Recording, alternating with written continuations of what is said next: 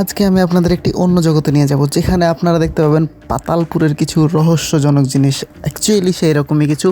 এইটার নাম হচ্ছে রেডিয়েন্ট ফিশ ওয়ার্ল্ড। এটা মূলত কক্সবাজারে অবস্থিত। তো এইখানে আপনারা এন্ট্রি করতে আপনাদের অফকোর্স টিকিট লাগবে। টিকিট মূল্য এক এক সময় এক এক রকম দামে চলে। মানে ব্ল্যাকে টিকিট বিক্রি হয়, সেখানে কম টাকায় পাওয়া যায়, আর যদি আপনারা কাউন্টারে এসে কিনেন তাহলে সেখানে বেশি টাকা গুনতে হবে।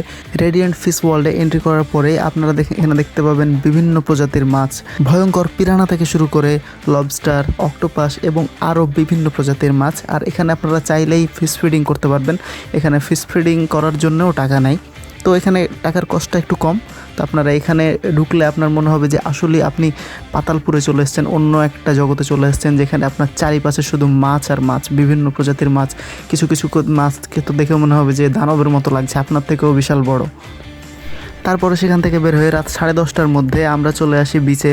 তো বিচে আসার পরে একটা জিনিস আমরা লক্ষ্য করি, সেটা হলো যে এখানে এক ভাই বিচের মধ্যেই টেবিল চেয়ার পেড়ে বসে আছে। সে হচ্ছে মানুষের পোর্ট্রেট এঁকে দিচ্ছে, যাদের যাদের প্রয়োজন। অফকোর্স ফ্রি না, টাকা নিয়ে।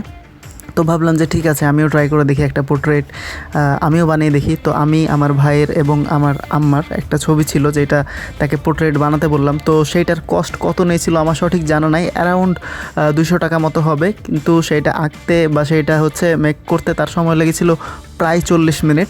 তো আমার মনে হয় যে তিনি খুব ভালো আর্টিস্ট। তিনি 100% অ্যাকুরেসি না হলেও 80 থেকে 90% তার অ্যাকুরেসি ছিল। তো অ্যাকচুয়ালি আমি ওটাতে হ্যাপি ছিলাম, অনেক ভালো লেগেছে তার সাথে কথা বলে, এবং সে অনেক ফ্রেন্ডলি ছিল। জানি না এখনও আছে কি না। তো সে সময় তার সাথে কথা হয়। তো তিনি হচ্ছে পার্ট টাইম ওখানে বসেন। আপনারা যারা কক্সবাজারে আছেন বা কক্সবাজার গেছেন কখনও, তারা অবশ্যই জানাবেন যে ওখানের কোন জিনিসটা আপনাদের বেশি ভালো লাগে। দেখা হবে নেক্সট ভিডিওতে। ততক্ষণ সবাই ভালো থাকবেন, সুস্থ থাকবেন। আল্লাহ হাফেজ।